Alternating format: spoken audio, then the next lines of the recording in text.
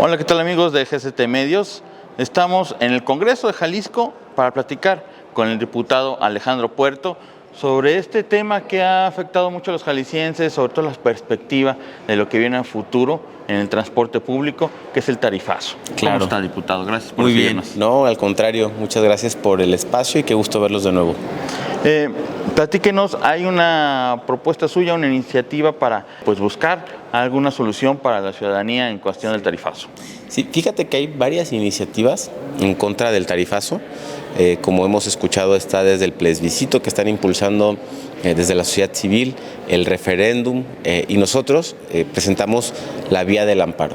Nosotros consideramos que es la vía adecuada. ¿Por qué? Porque este tarifazo se aprueba al final de cuentas, aunque sesione un comité tarifario, aunque pasen todas las cosas que ya sabemos que pasan, al final quien publica el acuerdo que autoriza ese aumento es el Poder Ejecutivo. Nosotros consideramos que existe suficiente evidencia jurídica para que sea el legislativo y no el ejecutivo quien tenga que autorizar o no los aumentos en la tarifa del transporte. Entonces, nos parece que el amparo es la vía adecuada para impugnar esa resolución. Otras vías, como el referéndum o el plebiscito, están cayendo en la burocracia del Instituto Electoral y en la desconfianza generalizada que todos tenemos en el IEPC por su actuación en la elección del 2024. Los vimos pasear votos en bolsas de basura, los vimos autocensurarse para proteger a Pablo Lemus por agravios a razón de género que hizo a las dos candidatas contra las que competía, y hemos visto que es un árbitro parcial. Y el IEPC es prácticamente una corriente más de Movimiento Ciudadano.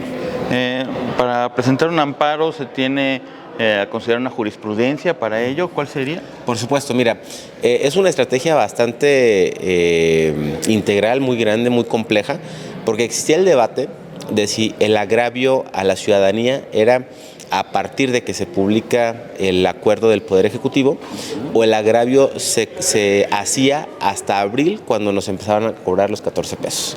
¿Qué hicimos nosotros? Presentamos un amparo hace una semana para cubrir la hipótesis de si el agravio ya ocurrió con la publicación de este acuerdo, y vamos a presentar otro en el mes de abril acompañado de 50,000 firmas. El primer amparo que presentamos, lo presentamos de manera conjunta con madres jefas de familia que cuidan niños con discapacidad.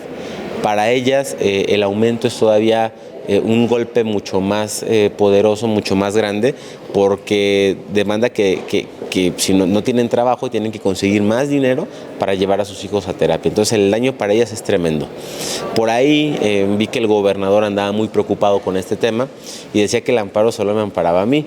Pero yo creo que no lo ha leído bien, porque yo ni siquiera soy quejoso en ese amparo, únicamente estoy de manera solidaria acompañando a estas madres jefas de familia.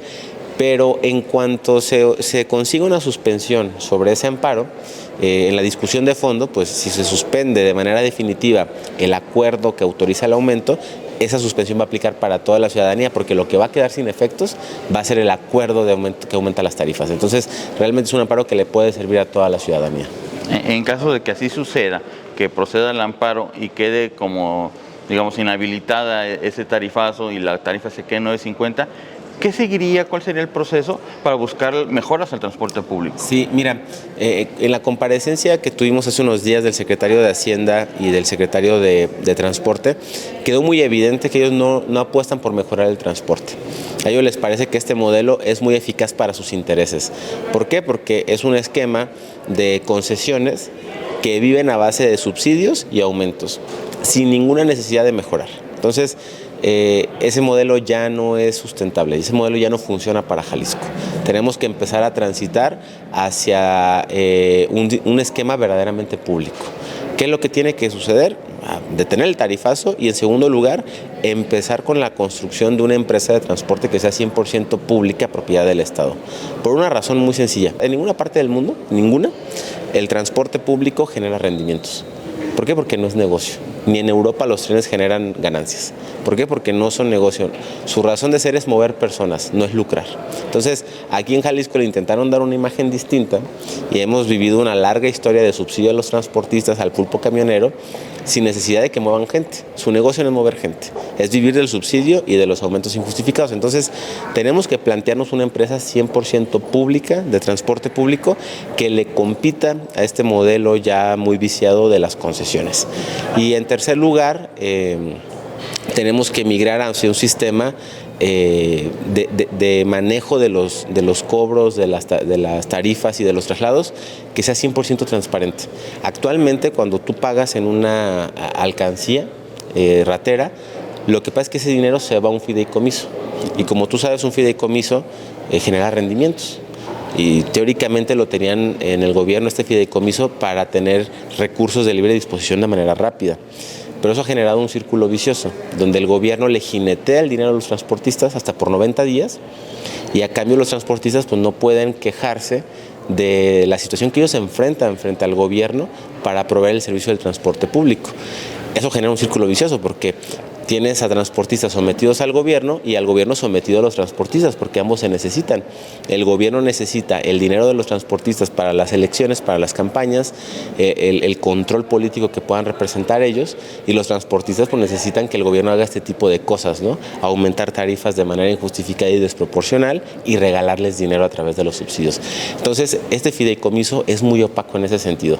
Tenemos que transparentarlo de verdad e incluso plantearnos su desaparición para que haya un mecanismo donde se pague directamente, se pague de manera más rápida los traslados. Y, por supuesto, dejar atrás esta negra historia del robo al ciudadano. Esto de robarle 50 centavos lo hemos normalizado de una manera tremenda. En cualquier parte del mundo donde algo así suceda, estaríamos hablando de una vergüenza, ¿no? Tener un gobierno que nos avergüence, y este gobierno nos avergüenza porque roba.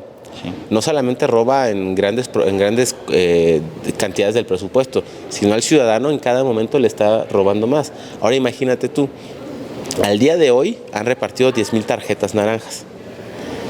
Eso quiere decir que en 400 días van a entregar los 2 millones de tarjetas que se propusieron. Entonces, durante 330 días, quienes no alcancen a sacar su tarjeta estarán pagando los 14 pesos. Si no traen los 14 pesos exactos, les van a robar 1 peso si pagan con una de 5. Pero si solo traen 2 de 10, les van a robar hasta 6 pesos. Es un tema de verdad bastante vergonzoso.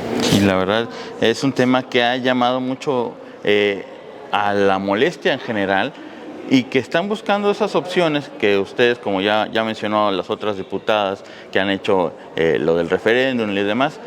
Ahora, ¿cómo se pueden sumar a ese amparo colectivo? ¿Dónde pueden firmar? ¿Qué se puede hacer? Me pueden escribir a través de mis redes sociales, soy como Alejandro Puerto en todas, o también pueden consultar ahí los horarios y las ubicaciones de en donde estamos recabando firmas. Nosotros estamos saliendo todos los días a recabar firmas. Ahorita en estos momentos están mis compañeros en Santa Margarita tocando puertas, pidiéndole a la gente que se sume, pero también dándoles información, porque queremos que se discuta una reforma integral al transporte público. Y me pueden escribir en mis redes sociales, pueden venir aquí al Congreso también a firmar en mi oficina, es la W1 que está enfrente de los elevadores, o mandarnos un mensajito y nos coordinamos para ir a tomarles la firma. Muy bien. Pues por último, un mensaje que quiera mandar a los ciudadanos de que pues hay alguien que sí está trabajando en contra de este tarifazo. Sí, pedirle a la gente que se movilicen, que alcen la voz, que nos ayuden a visibilizar la realidad que enfrentan con el transporte público. Nosotros sabemos que ustedes hacen muchas horas de espera en lo que pasa su camión, sabemos que pierden mucho tiempo en el traslado, sabemos que van hacinados en las unidades, sabemos que a veces reciben maltrato, no de todos, pero sí de algunos choferes, y sabemos también que las condiciones de los camiones no son las óptimas. Que nos ayuden a visibilizar esto, que lo suban a sus redes y nos etiqueten. Bien, pues amigos, desde aquí, desde el Congreso de Jalisco, entrevistamos al diputado Alejandro Puerto. El tema del tarifazo y todos los procesos que se puede hacer para evitarlo. Muchas gracias, diputado. Amigo, gracias a ti. Gracias.